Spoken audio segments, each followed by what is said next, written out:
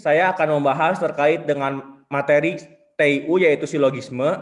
Tentu saja materi ini mungkin beberapa orang menyepelekannya, mungkin tidak belajar materi seperti ini.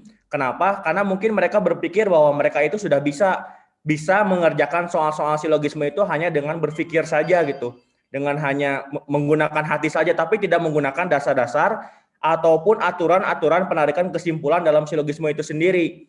Padahal sebetulnya kalau misalkan kita betul-betul mengambil sebuah kesimpulan tanpa mengetahui ada aturan-aturan dalam penarikan kesimpulan, tentu saja kesimpulan yang akan kita ambil itu bisa jadi kurang tepat dalam hal mengambil kesimpulannya. Maka dari itu, alangkah baiknya kita rekan semua yang betul-betul sudah bergabung ke dalam grup premium jadi ASN, harus mengetahui ada beberapa aturan-aturan dalam penarikan kesimpulan. 3 aturan penarikan kesimpulan ini harus betul-betul kalian pahami dan betul harus kalian hafalkan. Kenapa? Karena kebanyakan orang ketika menarik kesimpulan itu tidak berdasarkan kepada aturannya, hanya berdasarkan kepada pemikirannya seperti itu.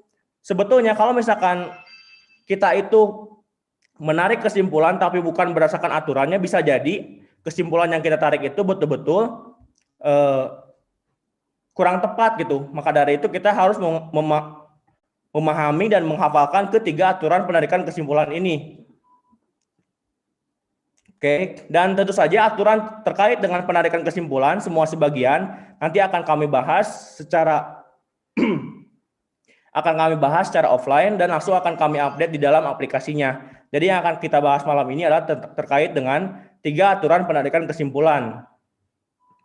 Oke, sekarang kita masuk ke dalam aturan penarikan kesimpulan yang pertama. Jadi nanti di soal-soalnya itu diberikan 2 premis, bisa juga 3 premis, tapi yang kita bahas pada aturan penarikan kesimpulan yang pertama ini ketika kita ada 2 premis, di mana premis A, jika P maka Q, kemudian premis B adalah P. Lalu kalau misalkan kita mendapatkan kondisi 2 premis seperti ini, lalu kita diminta untuk menentukan kesimpulannya, maka tentu saja kesimpulannya itu harus Q. Ingat ya, ini harus betul-betul dihafalkan. Kalau misalkan ada premis A, jika P maka Q, kemudian premis B-nya P, maka tentu saja kesimpulannya adalah Q. Seperti itu. Untuk contohnya adalah, jika premis A, jika hari ini hujan, maka jalan basah. Tentu saja, jika hari ini hujannya itu adalah P, kemudian maka jalan basah itu adalah Q. Kemudian untuk premis B-nya adalah hari ini hujan atau hari ini hujan itu adalah P. Maka tentu saja kalau misalkan kita mendapatkan format premis A-nya jika P maka Q, kemudian premis B-nya adalah P, maka kita bisa menyimpulkan kesimpulannya itu adalah Q, di mana Q itu di sini jalan basah. Nah, ini seperti ini. Nah, konsepnya untuk aturan penarikan kesimpulan yang pertama adalah seperti ini. Jika P maka Q, kemudian premis B-nya P, maka hasilnya adalah Q. Ini harus betul-betul dihafal dan dipahami gitu. Kemudian pertanyaannya adalah, bagaimana kalau misalkan premis 2-nya itu, jika premis A, jika P maka Q, kemudian premis B-nya Q, bagaimanakah hasilnya? Apakah hasilnya itu adalah P? Contohnya misalkan seperti ini, jika ada premis satunya, jika hari ini hujan, maka jalan basah. Tentu saja hari ini hujan adalah P, maka jalan basah ini adalah Q. Kemudian premis B-nya adalah jalan basah. Maka apakah kesimpulannya itu hari ini hujan? Nah, tentu saja kalau misalkan kita mendapatkan seperti ini, tentu saja ini kan tidak sama dengan aturan penarikan kesimpulan yang pertama, di mana aturannya itu kita bisa mendapatkan kesimpulan jika formasinya itu atau kondisinya itu seperti ini, jika P maka Q. Karena yang tadi itu jika P maka Q tapi di sininya Q, maka kita tidak bisa mengambil kesimpulan daripada ini karena tidak sesuai dengan aturan penarikan kesimpulan yang pertama. Nah, konsepnya itu seperti itu. Oke, sekarang kita lanjut ya. Bagaimana kalau misalkan premis 2-nya itu yang ditanya negasi P? Contohnya seperti ini. Jika premis A-nya jika P maka Q, sedangkan premis B-nya adalah negasi P, bagaimanakah kesimpulannya? Contohnya adalah jika premis A-nya jika hari ini hujan, maka jalan basah. Kemudian premis B-nya, hari ini tidak hujan. Apakah jawabannya itu negasi Ki? Nah, tentu saja kalau misalkan kalian mendapatkan formasi seperti ini, kita balikkan lagi saja ke aturan menandakan kesimpulan yang pertama, yaitu kita bisa mendapatkan kesimpulan jika formasinya itu adalah jika P maka Q. Kemudian untuk premis B-nya itu adalah P. Maka baru kita bisa mendapatkan kesimpulannya itu Q. Tapi kalau misalkan formasinya seperti yang tadi, seperti ini, jika P maka Q, kemudian premis B-nya adalah negasi P, maka tentu saja isinya itu adalah tidak dapat disimpulkan karena tidak sesuai dengan aturan penarikan kesimpulan yang pertama. Nah, sampai sini kalian harus betul-betul memahami dulu nih. Pada intinya, kalau misalkan kalian mendapatkan yang ingin ada hasilnya harus sesuai dengan aturan penarikan kesimpulan yang pertama. Formasinya itu harus betul-betul seperti ini. Tapi sebetulnya ada salah satu pengecualian. Pengecualiannya itu seperti apa? Saya jelaskan seperti ini. Jadi sebetulnya pengecualiannya itu tidak menyalahi aturan yang pertama, sama saja, cuman ada hal-hal yang harus diketahui terlebih dahulu. Oke, bagaimana dengan ini? Untuk premis A, jika P maka Q, kemudian premis B-nya negasi Q, bagaimanakah hasilnya? Apakah dengan format seperti ini tidak bisa disimpulkan? Apakah dengan format jika premis A-nya jika P maka Q, kemudian premis B-nya negasi Q, apakah hasilnya tidak dapat disimpulkan? Nah, ternyata kesimpulannya itu adalah kalau misalkan kita menemukan premis A jika P maka Q, kemudian premis B-nya negasi Q, meskipun ini tidak sama dengan aturan penarikan kesimpulan yang pertama tadi, dan mungkin kalian banyak yang menjawab juga bahwa hal seperti ini tidak dapat disimpulkan, ternyata ada pengecualian untuk formasi yang seperti ini. Seperti ini penjelasannya. Di mana ternyata jika ada formasi untuk premis A jika P maka Q, kemudian untuk premis B-nya negasi Q, maka kita untuk formasi seperti ini bisa mendapatkan kesimpulan yaitu negasi P. Contohnya, jika hari ini hujan, maka jalan basah. Kemudian premis B-nya, jalan tidak basah. Maka kita bisa menyimpulkan hari ini tidak hujan. Mungkin pertanyaan dari kalian, loh, kan ini formasinya tidak sama dengan aturan penarikan kesimpulan yang pertama, tapi kenapa kalau yang dua kasus sebelumnya bisa mendapatkan hasil yang tidak dapat disimpulkan, sedangkan yang ini kenapa bisa disimpulkan?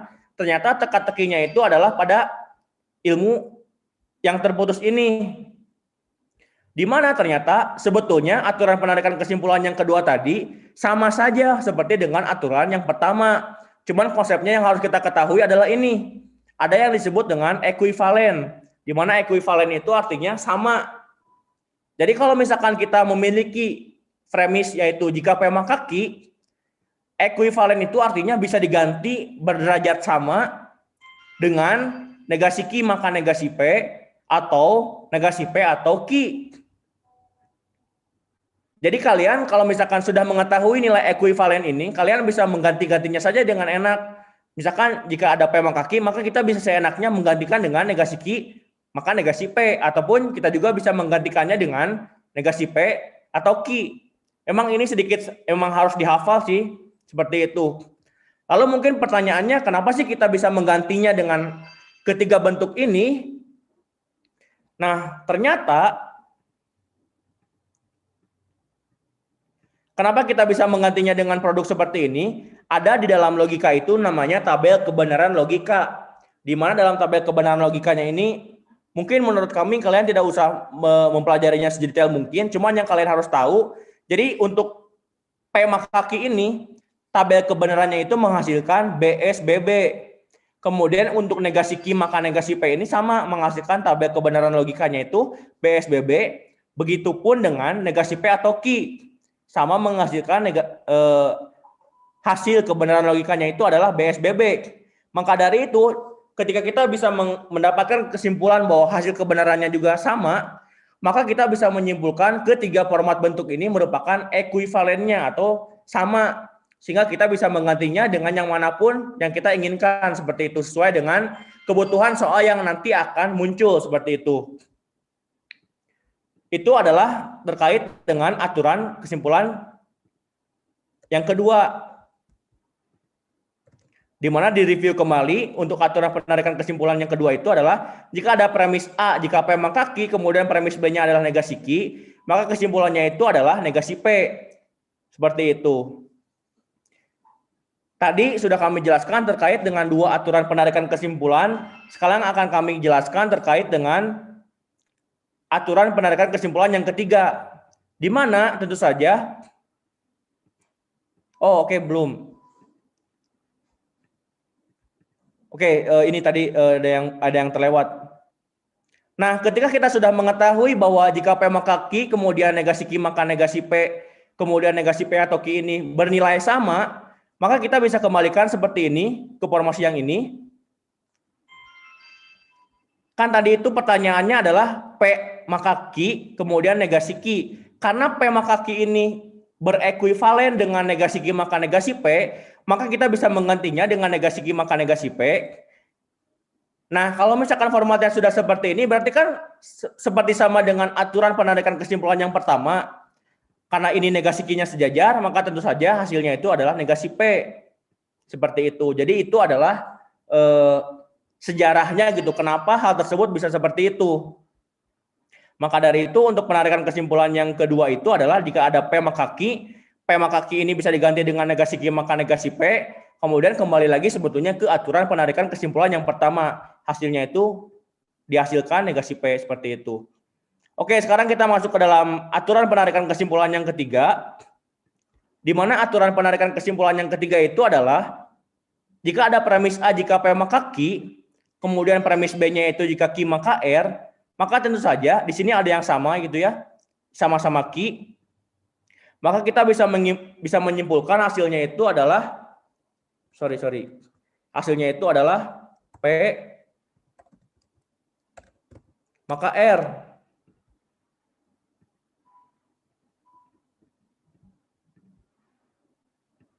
Sebentar ya. Nah, seperti itu.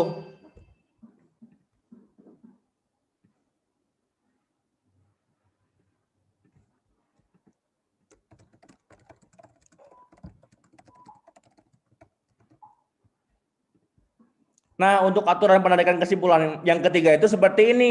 Jika ada premis A jika P maka Q, kemudian premis B-nya itu jika Q maka R, karena kita bisa lihat di sini pada premis A ada nilai Q-nya, ada kata-kata Q-nya, kemudian pada premis B juga ada kata-kata Q-nya, maka kita bisa mencoret kedua Q ini, sehingga hasilnya itu adalah jika P maka R.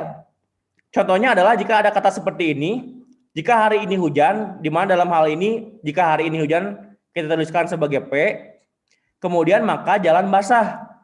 Jalan basah ini kita tuliskan dengan Q. Kemudian untuk premis B-nya, jika jalan basah, maka jalan licin. Maka tentu saja jalan basah ini adalah Q dan jalan licin ini adalah R.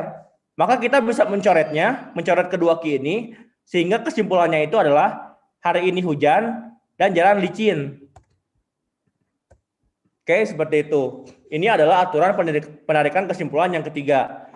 Oke, sekarang kita langsung saja bahas ke soal-soalnya. Tapi sebelum bahas ke soal-soalnya, kita review terlebih dahulu terkait dengan ketiga aturan tadi. Di mana yang pertama, untuk aturan penarikan kesimpulan yang pertama, untuk premis A, jika ada premis jika P maka Q, kemudian untuk premis B-nya P, maka tentu saja hasilnya itu adalah Q. Di mana sebelumnya juga sudah dijelaskan, kalau misalkan di sininya Q, bagaimana hasilnya, dan lain-lain seperti itu. Kemudian untuk aturan penarikan kesimpulan yang kedua, jika ada P maka Q, kemudian untuk premis B-nya adalah negasi Q, meskipun ini formatnya tidak sama dengan yang kedua, tapi karena kita mengetahui terkait dengan nilai dari P maka Q ini berekuivalen dengan negasi Q maka negasi P, maka tentu saja kembali lagi ke aturan penarikan kesimpulan yang pertama, maka hasilnya menjadi negasi P. Seperti itu. Ini adalah aturan penarikan kesimpulan yang kedua. Kemudian yang ketiga, aturan penarikan kesimpulannya adalah jika ada premis A, jika P maka Q, kemudian ada premis B, jika Q maka R, maka tentu saja kesimpulannya itu adalah P maka R, di mana Q-nya ini dicoret. Seperti itu.